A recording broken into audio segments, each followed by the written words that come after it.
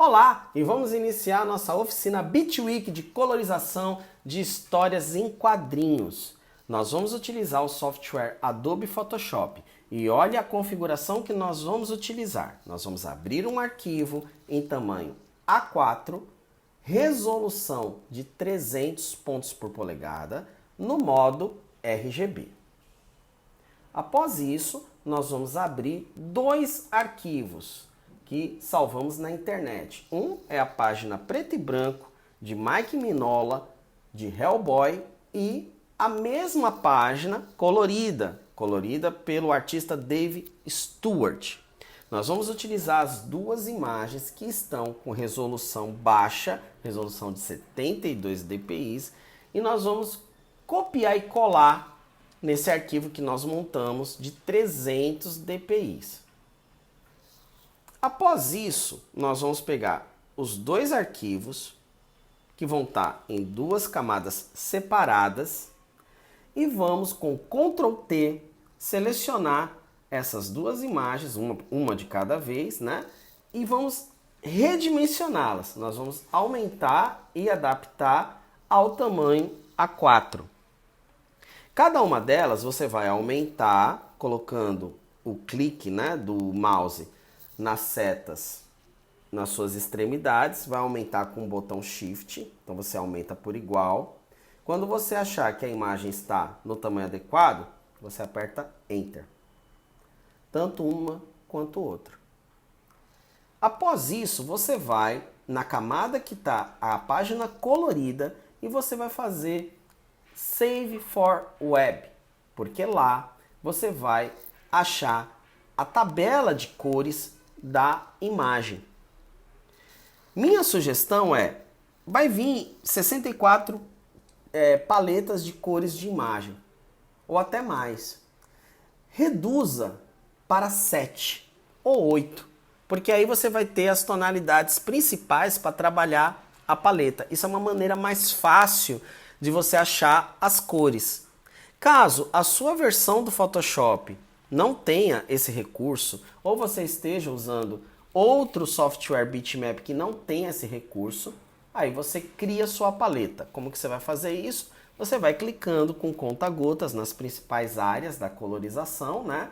E aí você cria uma paleta pequena. Minha sugestão, entre 5 a 7 cores, tá? Depois aí com a sua criatividade, você vai criando nuances e outras formas de colorização. Mas inicialmente, minha sugestão é fazer uma paleta limitada. Feito isso, qual é o próximo passo? Bom, vamos realizar uma camada no modo multiplicação. Vamos explicar essa questão do modo multiplicação.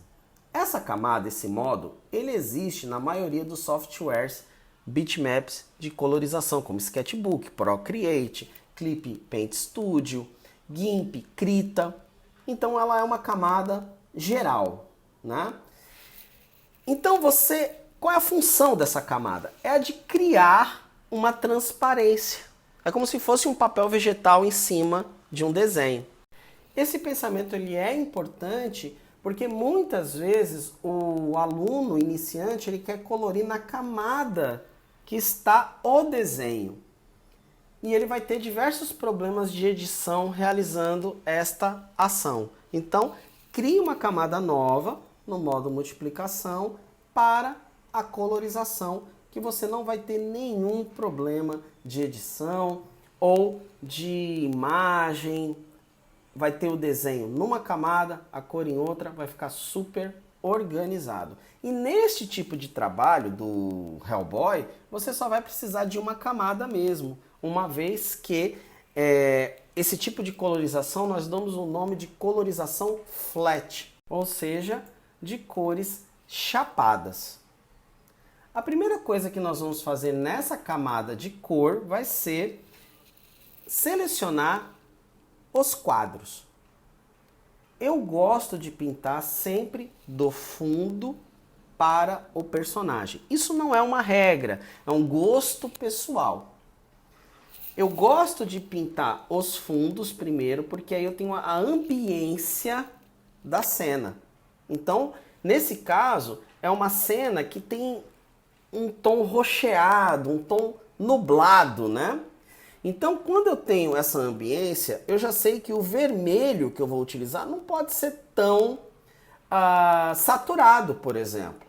Eu já sei que as cores elas vão ser um pouco mais melancólicas, mais dramáticas. Então, isso me ajuda a ter o quê? A interação da cor. Fazendo esse tipo de trabalho, né? Eu vou utilizar as paletas que já está na página da História em Quadrinho, mas eu também vou usar o meu arcabouço, ou seja, cores que eu considero que vão combinar com esta paleta de cores. Tá? Então, por isso que eu começo pelo fundo. Aqui, pessoal, você vai fazer a seleção dos quadros.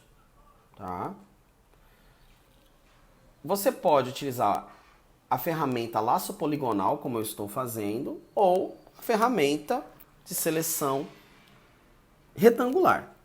Aí você vai utilizar o que você prefere, tá? Eu gosto muito da poligonal laço tool porque eu tenho prática com essa ferramenta e eu gosto muito dela. Agora, se atente aos detalhes. Então, dê um zoom, veja se os quadros estão realmente todos pintados, se não tem nenhuma área que está em branco. Né? Procure ter capricho nessa área, até porque esse tipo de pintura mais chapada, o diferencial, né, do profissional vai ser realmente esse acabamento, né? Não tem nenhuma área em branco, tá? Feito a pintura, peço que vocês salvem, tá? Vocês vão salvar em PSD e recomendo salvar uma cópia em JPEG para estar sempre observando o progresso do trabalho, enviar para algum cliente, algo do tipo, né? E após isso vamos pintar áreas. O que significa essas áreas, né? Então, por exemplo, agora eu vou pintar tudo que é vermelho do Hellboy. Por que isso? Porque nessa técnica de pintura chapada fica muito mais prático, né? Você pintar paletas de uma vez só. Então você vai ter um nível de organização muito maior. Então eu faço a seleção de tudo aquilo que é vermelho e já vou pintando. Eu posso fazer toda a seleção dessa forma que eu estou fazendo aqui, né? E depois ir com um baldinho de tinta. Ou ainda, caso você seja um usuário de Photoshop avançado, você pode configurar um botão para já colorir o primeiro plano com a cor que você deseja. Então tudo vai depender muito da sua prática de software. Como eu procuro ensinar sempre alunos iniciantes, então aqui eu recomendo que vocês façam a seleção e utilize o balde de tinta na cor, né, da paleta que vai ser o Hellboy, da paleta que nós já escolhemos, né, ali quando a gente fez o Save for Web, ou se você não tiver esse recurso, quando você escolhe com a ferramenta conta-gotas a cor vermelha. Procure sempre utilizar zoom para que você possa ver as áreas que estão ainda faltando alguma cor, como aqui nesse caso aqui que a gente está fazendo acabamentos de braço, né, e tudo mais. Isso é muito comum que esses acabamentos acabem falhando, né, em algum momento, então uma revisão é sempre bem-vinda nesse tipo de trabalho. Feito isso, ó, veja como que ficou o resultado, né? Tanto o roxo quanto o vermelho, né? Ele fica com um resultado bem interessante para vocês verem como que fica a separação das massas, né? Agora nós vamos fazendo o mesmo exercício. Então, onde é que tem azuis? Onde é que tem laranja? E assim sucessivamente. Tem um recurso narrativo que é importante aqui nessa cena. O Hellboy, nessa página, ele está sendo morto. Então, o primeiro quadro e o segundo, ele está vivo. Mas a partir do terceiro quadro, o coração dele é arrancado. Então, é muito importante que o colorista seja mais do que uma pessoa ou um indivíduo que vai mesclar cores. ele precisa pensar nas cores, quando a gente fala de histórias em quadrinhos, como um elemento narrativo da história. Então, do segundo quadro para o terceiro, é preciso mostrar uma passagem do tempo. Então, o Hellboy, quando é retirado o coração, ele precisa ter uma outra cor. Como se ele fosse realmente uma mudança de estado do vivo para o morto. Tá?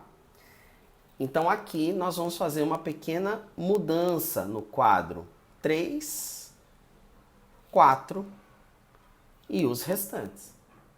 Tá? Então veja que aqui a gente já vai tirando aquele vermelho, deixando ele mais dessaturado. Tá? Isso, olha só a diferença, né, dos dois primeiros quadros do Hellboy vivo, aquele vermelho muito forte, e olha o próximo quadro, a gente já vê que tem uma situação que aconteceu algo diferente. Então isso é muito importante para o processo narrativo do trabalho. Bom, pessoal, se vocês chegaram até aqui, peço que vocês curtam, que vocês compartilhem. Essa oficina, ela faz parte de uma série de oficinas, né, que é oferecida pelo curso de Comunicação e Mídias Digitais da Universidade Federal da Paraíba, por meio dos seus alunos, do projeto Beat Week, que ocorre uma vez por ano, tá? Sempre no mês de outubro. Então, agora, né, vai ter uma próxima edição, cada ano tem uma edição. Peço que você fique atento nas redes sociais para poder prestigiar esse evento que é muito bacana, várias áreas de conhecimento, e essa oficina nós ministramos presencialmente no evento, né? E agora estamos colocando aqui na plataforma para vocês terem uma ideia de como que foi essa oficina básica de colorização digital. Porém, é uma oficina básica que já faz com que você esteja habilitado a realizar trabalhos, pelo menos como colorista flat, ok? Bom, pessoal, aqui nós vamos fazendo os detalhes, né, do Hellboy, e aí eu peço que vocês tenham uma metodologia de trabalho. Eu acho que isso é muito importante nesse trabalho de colorização. Então eu não acho que você deve sair pintando qualquer coisa, ou pintar todo um quadro, aí depois pintar outro quadro e assim sucessivamente. Eu acho que você tem que fazer etapa por etapa, tá? Isso ajuda você a, quando for fazer o retrabalho, né? Porque eventualmente isso acontece, fica muito mais simples, né, de você trabalhar, né? Também é muito mais fácil, ao ter essa metodologia, né, trabalhar os acabamentos, né? Porque muitas vezes a cor você esquece, então você trabalhando cor a cor fica mais organizado, né? E eu acredito que dessa forma não é que você trabalhe mais rápido, mas eu acho que você trabalha de maneira mais profissional, que é o intuito aqui. Apesar de sempre ser um ensino voltado para o iniciante, o foco é a profissionalização. Veja que todo o Hellboy foi colorido, né? Agora a gente vai pintar outras áreas, né? Então aqui no caso eu vou fazer tudo que for relacionado à fumaça. Estou utilizando aqui a ferramenta Poligonal Lasso Tool em tudo, tá? Você pode selecionar com outras ferramentas, mas eu confesso a vocês que essa ferramenta ela é ótima tanto para caneta quanto para mouse. Então eu acho ela fantástica, tá? E aí vamos agora partir para as áreas de sombra, luz, mas que tenha essa tonalidade em comum que é o azul. Então veja que aqui no caso, ó, eu vou fazer a fumaça, mas a mão da alma, né, que vai retirar o coração do Hellboy, é da mesma cor. Então vou lá e já troco a cor. Veja que é muito rápido, muito fácil, né, de você fazer esse processo, tá? Aqui eu estou fazendo a seleção sem zoom, né, mais para vocês observarem o resultado. Mas eu, particularmente, eu gosto muito de dar zoom para que eu não tenha que ter um retrabalho de acabamento, por exemplo. Que isso faz a gente perder muito tempo, né?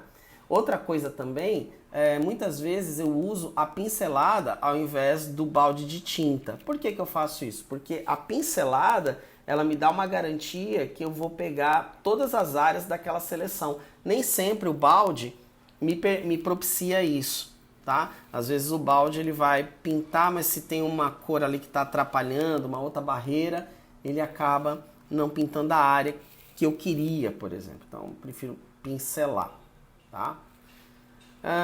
Aqui, pessoal, é sempre bom vocês afastarem e aproximar a arte, porque são muitos elementos, né? Na verdade, uma história em quadrinhos você pinta várias ilustrações, né, dentro de uma página. Então é sempre bom você fazer essa revisão, porque algumas cores escapam, né? Como por exemplo, esse laranja, que é o mesmo laranja do olho do Hellboy, mas ele passou despercebido por mim em outro momento. Eu poderia ter já colorido, né? E acabou passando. Então esses afastamentos e dar uma olhada na referência do quadrinho, né, que foi colorido original, ele é muito importante. Então uma sugestão, além de estar com a imagem na camada, né, para eu poder dar uma olhada, eu também estou com a imagem colorida no meu celular, porque isso me ajuda a dar um outro olhar, né? A tela do celular é diferente da tela do notebook, né? Então tem calibrações diferentes, né? E vale a pena utilizar o celular nesse caso para poder estar fazendo uma revisão, né? Sem ter que ficar alternando a camada, né? Isso me ajuda a ter um processo mais acelerado, né, do trabalho, tá? Reparem, pessoal, que o traço em preto ele está em baixa resolução, né? Como é que a gente pode resolver isso? O Photoshop ele tem algumas ferramentas de inteligência artificial que transformam, né, a imagem de baixa resolução em alta. E você pode também converter em vetor a imagem. Isso ajuda, né? O vetor ele não tem a questão, né, da resolução, porque ele vira um algoritmo. Então o vetor ele já deixa em alta qualidade. Então pode ser também uma maneira, né, de você pensar como resolver essa questão da imagem em baixa resolução. Tudo isso tem aqui no canal, tá bom? Nós temos aqui vetorização automática, como melhorar a imagem. Aqui a gente só não fez isso neste workshop porque não era o objetivo, né? O objetivo aqui é apenas de fazer de colorização digital. Mas procure aqui no nosso canal que nós temos vários tutoriais, mini cursos que ajudam a transformar essa imagem de baixa resolução em uma imagem de alta qualidade, tá? Aqui, pessoal, nós estamos fazendo um coração totalmente estilizado, né? Estamos usando várias cores análogas, ou seja, cores que são próximas, né, a este vermelho. Então tem um vermelho mais escuro, um vermelho matiz. O próprio laranja, né, que tem mais vermelho do que amarelo ali, a gente pode considerar como uma cor análoga ali, né, tonalidades próximas, né? E agora a gente faz novamente o afastamento para poder verificar onde que nós precisamos colorir. É sempre um trabalho como se fosse um quebra-cabeça, né? Por isso que é muito importante nesses primeiros exercícios, quando você está entrando nesse universo da colorização, fazer um exercício desse, porque aí você vai tendo a ajuda, né, entre aspas, de um desenhista profissional e um colorista profissional, né, que dialogam entre si, e aí você vai vendo como que funcionam as paletas de cores. Quando você se sentir um pouco mais confiante, né, questão de saturação, velocidade, desenho, finalização, seleção, aí você pode começar a fazer os seus próprios trabalhos, ok? Outro ponto também importante na carreira do colorista é que você não vai pintar aquilo que você gosta, você vai pintar aquilo que é necessário. Então, muitas vezes você pode não gostar, por exemplo, dessa cor que eu acabei de aplicar, esse acinzentado com um pouco de roxo, né? E aí sei lá, você quer pintar de verde, quer porque quer que seja verde. É aquela coisa, se o roteirista e o desenhista te dá a liberdade de usar a cor que bem entende, pode ser interessante. Mas você tem que ter a mentalidade que as cores que você vai escolher, elas devem ser importantes para contar a história e não o seu gosto pessoal. Isso é muito importante que você tenha em mente, porque aí você vai estar ajudando a equipe a contar a história e não, por exemplo, se tornando um artista maior do que o projeto precisa. O projeto ele precisa de colaboradores, não de artistas que querem fazer as coisas do jeito que bem entende, né? Mas é isso que separa o profissional de uma pessoa que sabe colorir, por exemplo.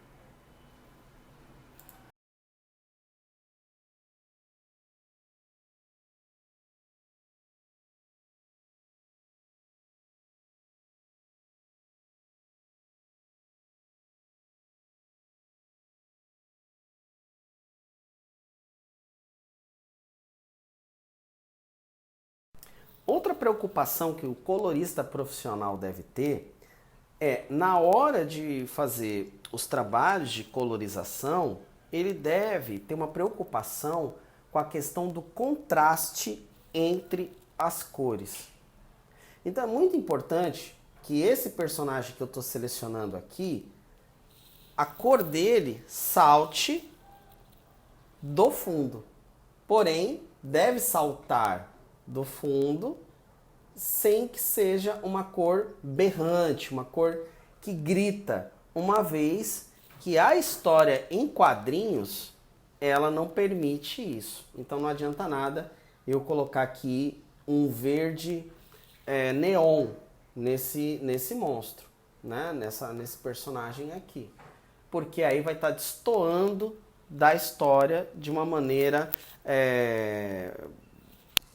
que literalmente não vai ser aceito em uma editora ou pelo artista.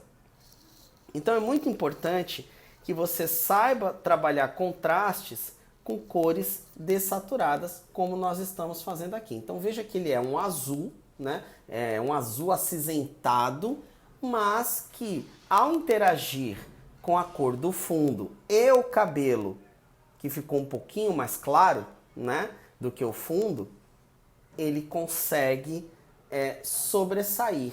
E ainda por cima nós temos os elementos de sombra que ficou uma cor um pouco mais escura.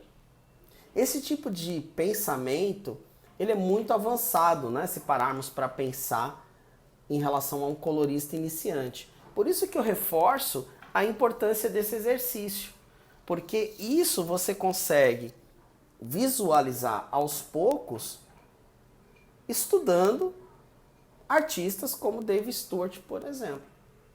Né? Ele, com pouco, ou seja, com cores sólidas, ele consegue resolver os dilemas de contraste que Mike Mignola apresenta.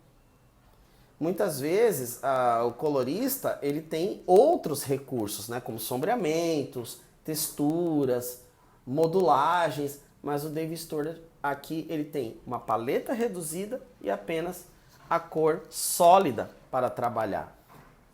O que é aparentemente simples no modo de fazer é difícil no modo de conceber.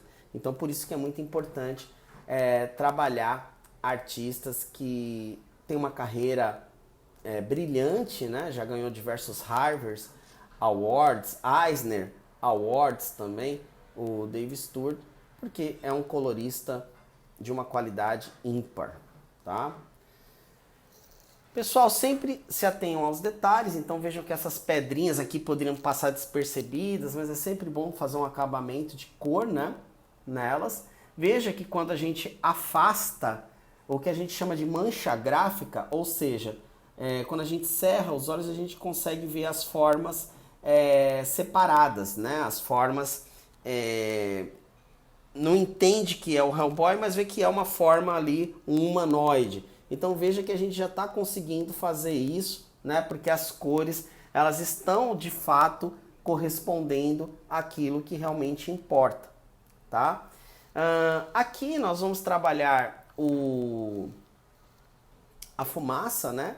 dessa cena, que é uma cena bastante dramática, né? Que o Hellboy ele vai virar uma espécie de estátua, né?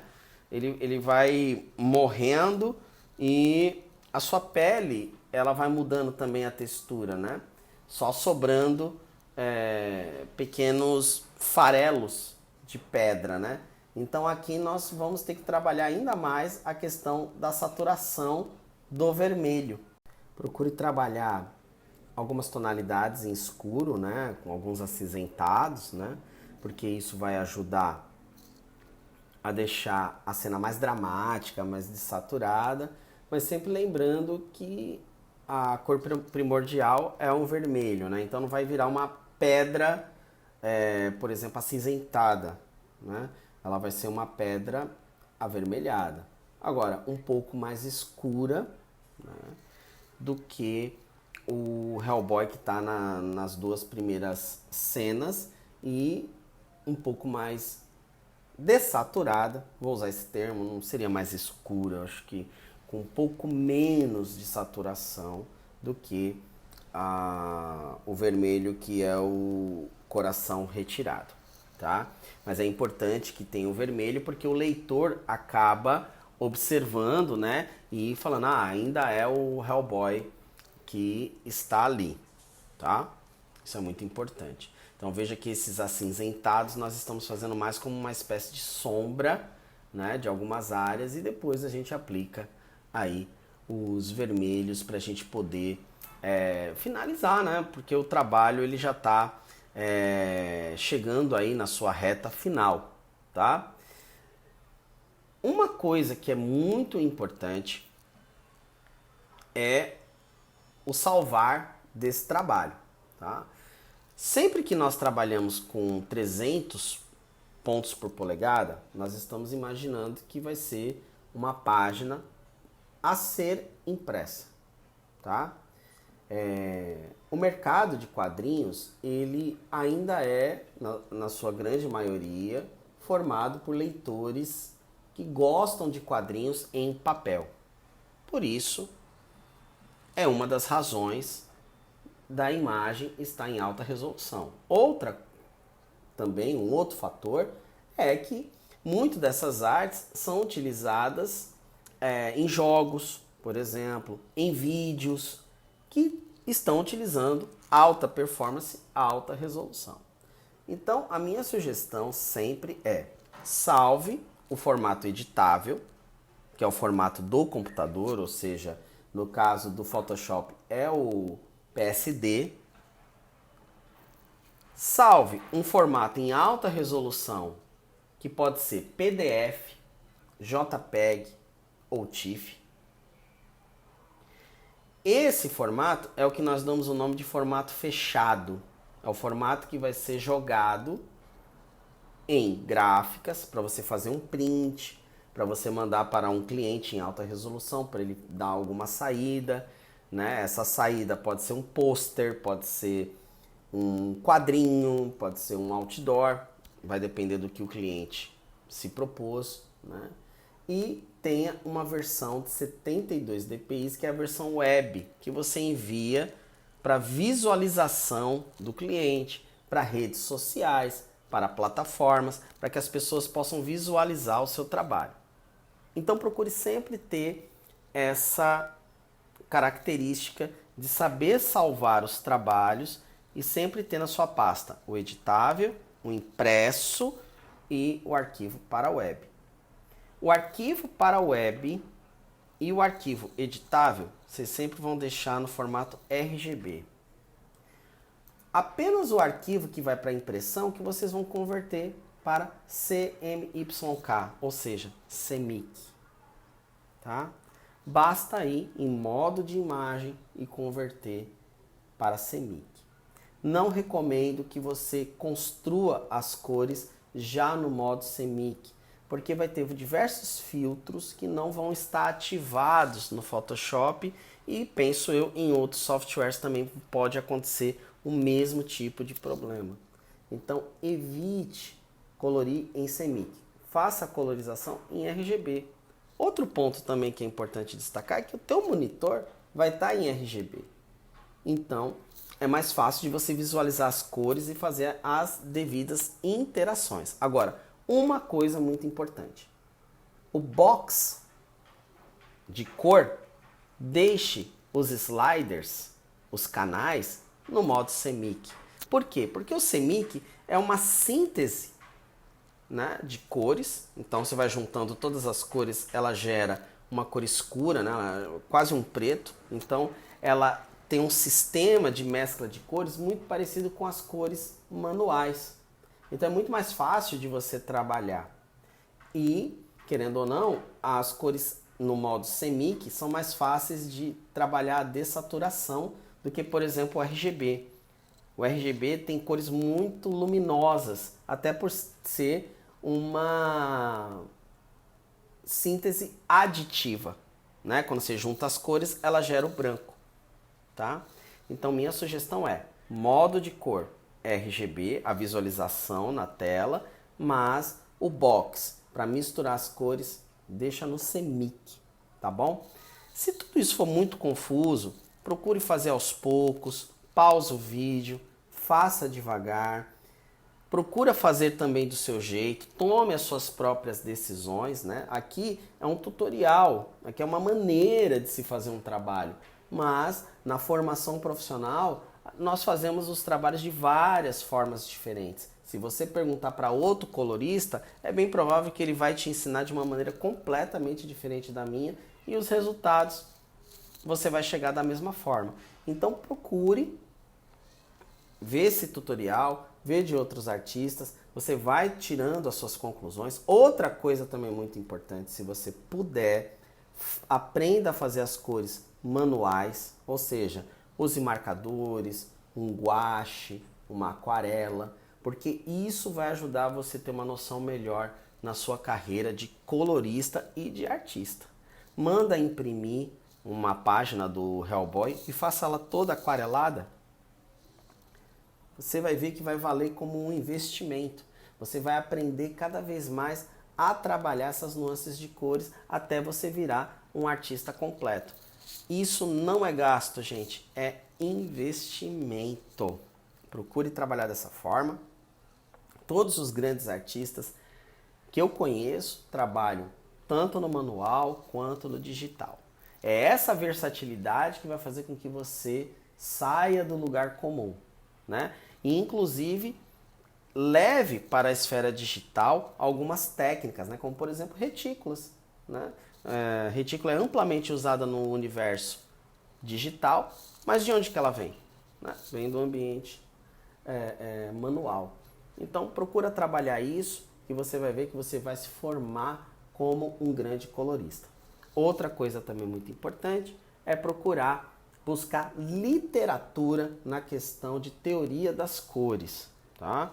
Então você vai procurar, vai ver o que são cores primárias, secundárias, cores análogas, cores complementares, vai procurar observar como trabalhar cores frias, cores quentes, cores terciárias. E tudo isso nós temos uma ampla bibliografia. Então aqui é só uma introdução, mas há toda uma literatura que vai permear a questão das cores, que é um universo fantástico. Por fim, mas não menos importante, procure estudar psicologia das cores. Isso é muito importante, principalmente para as histórias em quadrinhos, porque a psicologia das cores ela trabalha com o estereótipo, com o modo como nós lemos o mundo. E, obviamente, também para, inclusive, quebrar estereótipos, né, como meninos vestem azul, meninas vestem rosa, né? Para quebrar esses estereótipos, é importante estudar a psicologia das cores, porque aí você consegue questionar determinadas cores e não simplesmente segui-las, ok? Bom, pessoal, estamos chegando já aqui no final do trabalho, tá? Só fazendo alguns ajustes, fazendo algumas cores finais, né?